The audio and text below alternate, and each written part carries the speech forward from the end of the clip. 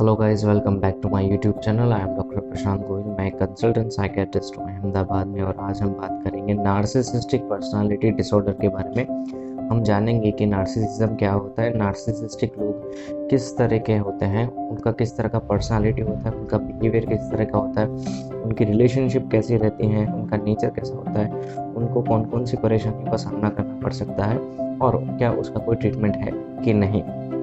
जैसे कि आपने टाइटल में देखा होगा दोस्तों, टाइटल पढ़ के ही आपके समझ में आ गया होगा कि जो नार्सिसिस्ट होता है ना, उसको ये लगता है कि सिर्फ वो अकेला सही है, बाकी सब गलत है। सिर्फ मैं अकेला सही, पूरी दुनिया गलत है। मुझे ही सब कुछ पता है, तुम लोगों को कुछ आता नहीं है। इस तरह की मेंटालिटी होती है, उसको नार्सिसिज्म कहते हैं। और जिन लोगों में नार्सिसिज्म बहुत सुपीरियर होता है, जो उनकी पर्सनालिटी में इनबिल्ट हो जाता है, उनकी पर्सनालिटी नार्सिसिस्टिक पर्सनालिटी बन जाती है। तो कुछ पॉइंट्स हैं जो कंसिडर करने वाले हैं कि नार्सिसिस्टिक लोग कौन से क्राइटेरिया फुलफिल करते हैं, उनके लक्षण क्या होते हैं, सिम्टम्स क्या होते हैं, उनकी पर्सनालिटी कैसी होती है। तो आइए जानते हैं।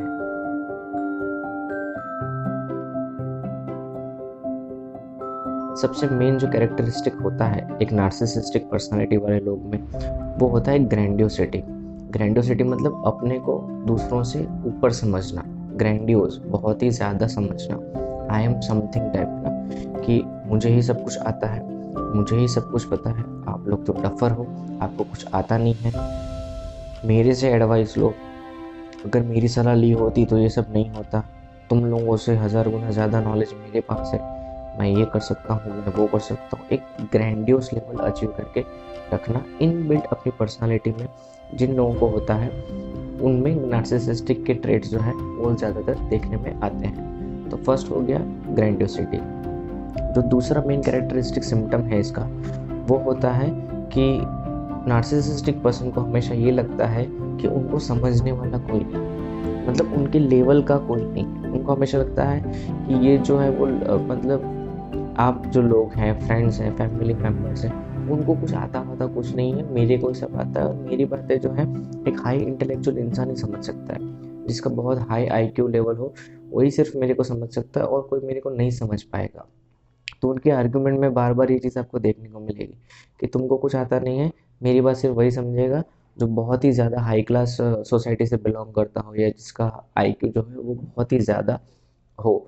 तो वैसे लोग ही मेरे को समझ पाएंगे, दूसरे लोग सोसाइटी में जो है वो मेरे को नहीं समझ पाएंगे, एक आम आदमी मेरे को नहीं जान सकता। तो इस तरह की मेंटालिटी एक नार्सिसिस्टिक पर्सन में ज़रूर होती है और ज़्यादातर देखने को मिलती है।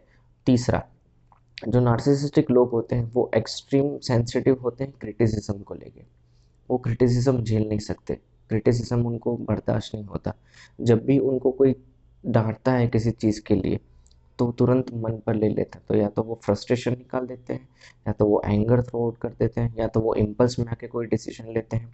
और इस तरह का डिसीजन उन लोगों के लिए ज़्यादातर नुकसानदेह होता है, दूसरे लोगों को नहीं, वो खुद को ज़्यादा नुकसान पहुंचाता है ऐसे इम्पल्स में आके डिसीजन लेके।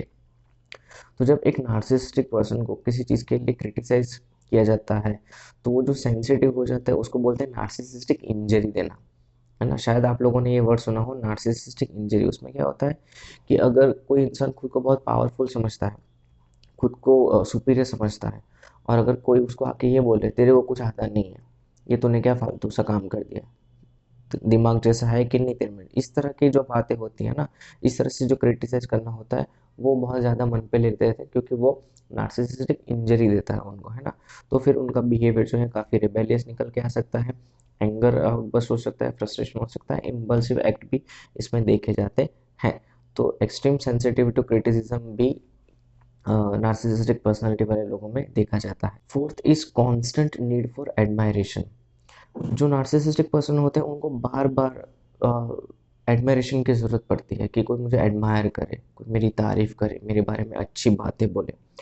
वो खुद अपने बारे में कॉन्शियसली नॉन स्टॉप एफर्ट्स लाते हैं अपने बारे में अच्छा फील करना, लोगों को खुद को लोगों के सामने इस तरह से वो लोग प्रेजेंट करते हैं कि वो सबसे सुपीरियर है। जो लोग उनको एडमायर करते रहते हैं उनके साथ अच्छी रिलेशनशिप बनती है। तो ऐसे लोगों में आईपीआर मतलब इंटरपर्सनल रिलेशनशिप इश्यूज बहुत ही ज़्यादा देखने को मिलते हैं। उनकी रिलेशनशिप्स में काफ़ी गड़बड़ देखने को मिलती है, चाहे वो पेरेंट्स के साथ हो, चाहे वो स्पाउस के साथ हो, चाहे वो फ्रेंड्स के साथ हो, किसी के साथ भी कोई भी रिलेशन हो, उनको दिक्कतें आती हैं क्योंकि उनको ये लगता है नंबर 1 उनको समझने वाला कोई नहीं है, नंबर 2 वो अकेले सही हैं, बाकी सब गलत है, और नंबर 3 उनको जो नार्सिसिस्टिक इंजरी मिलती है कभी-कभी वो लोग झेल नहीं सकते, बर्दाश्त नहीं कर पाते। तो उसकी वजह से रिलेशनशिप्स में काफ़ी इश्यूज़ आ सकते